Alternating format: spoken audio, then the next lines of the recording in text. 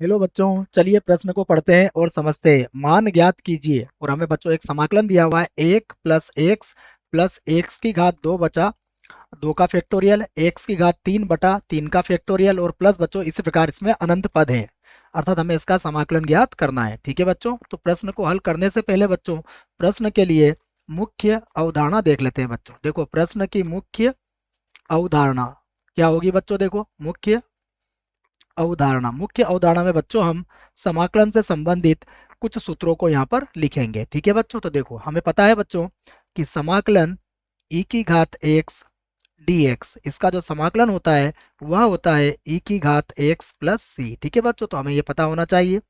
दूसरा बच्चों, हमें यह भी पता होना चाहिए कि e⁻x का मान या फिर इसका प्रसार क्या होता है बच्चों। तो देखो हम जानते हैं e⁻x का जो प्रसार होता है वह होता है 1 + x/1 का फैक्टोरियल प्लस x⁻2/2 का फैक्टोरियल।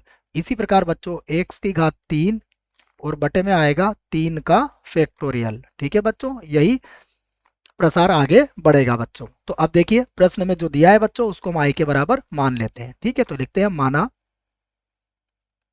कि हमें जो समाकलन करना है वह किसके बराबर है? आई के बराबर है। तो देखो आई बराबर क्या हो जाएगा? 1 + x + x⁻2/2 का फैक्टोरियल, उसके बाद x⁻3 और बटे में 3 का फैक्टोरियल। ठीक है बच्चों, इसी प्रकार इसमें अनंत पद है।